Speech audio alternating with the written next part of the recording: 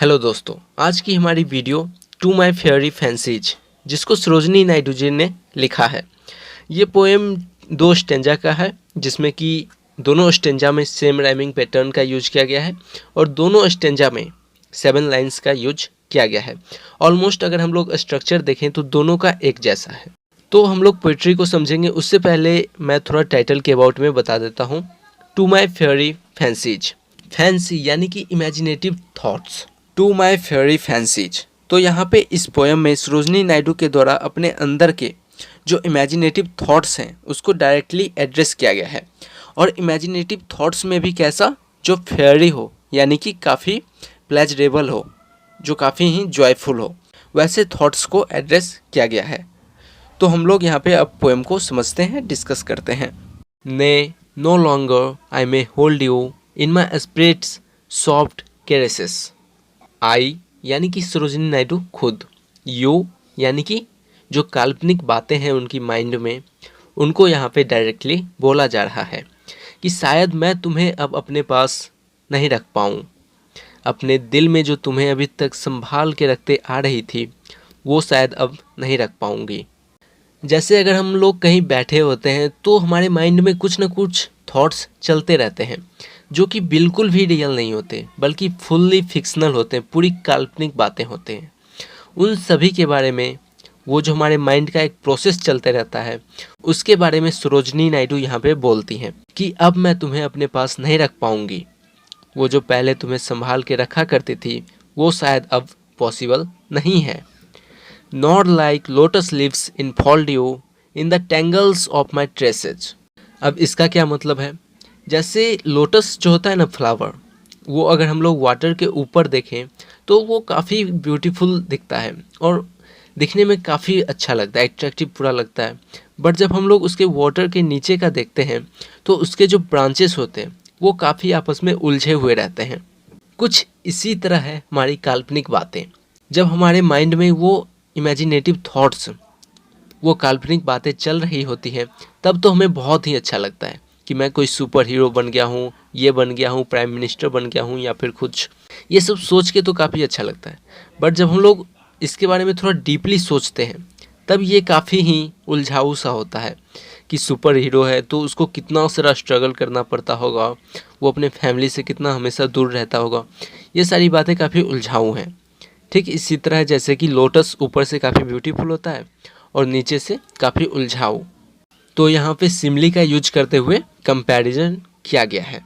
फिर next sentence में वो कहती हैं फेरी फैंसीज फ्लाई अवे, कि फेरी फैंसीज तुम चली जाओ। ये जो अच्छी अच्छी बातें हैं, जो अच्छे अच्छे थॉट प्रोसेस हैं हमारे माइंड के, तुम मेरे मन से चले जाओ।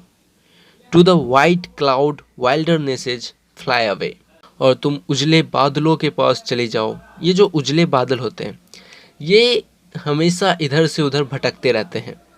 जैसे जब हम लोग आसमान की तरफ देखते हैं तो हमें ऐसा लग रहा होता है कि ये जो उजले बादल हैं ये काफ़ी स्पीड से आगे बढ़ रहे होते हैं। तो यहाँ पे उसी को सब्जेक्ट के रूप में रख के बोला जा रहा है कि तुम उसके पास चले जाओ। वो भी तुम्हारी तरह बस इधर से उधर भटकते रहता है, एक जंगली की तरह। जैसे तुम भटकती रहती हो मेरे माइंड में, कभी ये थॉट आ रहा, कभी वो थॉट आ रहा, इसी तरह से वो बादल भी भटकते रहता है। सो इसलिए तुम्हारे लिए ये बेटर होगा कि तुम भी वहीं पे चली जाओ। फिर हम लोग नेक्स्ट स्टेंजा पे आते हैं।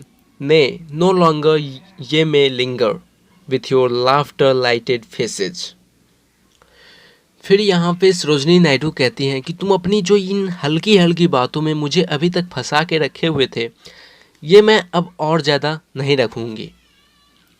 एक्चुअली जो ये थॉट प्रोसेस होता है इमेजिनेशंस का, ये काल्पनिक बातों का, ये एक्चुअली दूर से देखने में काफ़ी हल्का लगता है। इसमें बिल्कुल भी दिमाग नहीं लगाना पड़ता। हम लोग सोचते हैं कि हम सुपर हीरो बन गए हैं और बन जाते हैं। इसमें बिल्कुल भी दिमाग नहीं लगाना पड़ता इन काल्पनिक बातों में। तो ये काफ़ी लाइट वेटेड होता है। तो इसके बारे में सरोजनी नायडू कहती हैं कि मैं अब तुम्हारे पास और ज़्यादा नहीं रहूँगी। लिंगर क्या होता है? लिंगर होता है कि किसी लालच में आप फंस के कहीं पे रुक जाओ। तो वो जो इमेजिनेटिव थॉट्स प्रोसेस होता है उसमें हम लोग फंस जाते हैं, वो हमें इतना अच्छा लगता है कि उससे हम लोग बाहर निकल ही नहीं पाते जल्दी। फिर नेक्स्ट सेंटेंस में ये कहती हैं now I am a thought worn singer, in life's high and lonely places. अब सिंगर यानी कि पोएट, सिंगर वर्ड का यहाँ पे हो सकता है बस राइम मिलाने के लिए यूज किया गया हो, लेकिन इसका मीनिंग भी पोएट ही होता है। तो कहती है कि मैं एक पोएट हूँ जो अपनी थॉट्स को बिन के एक पोएम बनाती हूँ, चाहे लाइफ की काफ़ी ऊंची उड़ान पे हूँ या फिर काफ़ी अकेले हो।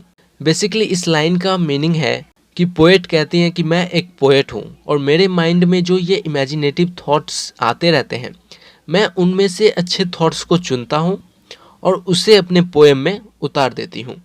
और अगर हम लोग बेसिकली पोएट के लाइफ को देखें तो पोएट का काम भी यही होता है, अपने थॉट्स को सही से यूज करना।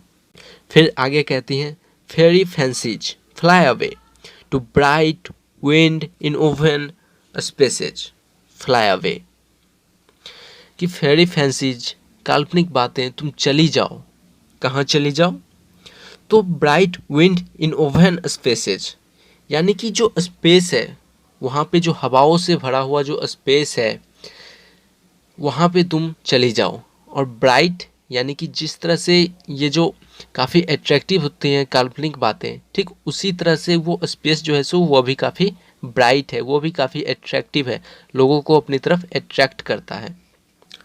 और तुम जो है सो वहीं पे चली जाओ क्योंकि वो भी तुम्हारी तरह ही है, फ्लाई अवे यानी कि चली जाओ। तो ये छोटी सी पोएम है लेकिन काफ़ी ही ब्यूटीफुल है। अगर आपको इस पोएम में से कहीं भी कोई दिक्कत हो तो हमें कमेंट करके ज़रूर बताएं, मैं आपको डाउट्स को ज़रूर क्लियर करूँगा। तो मिलते हैं फिर नेक्स्ट वीडियो में।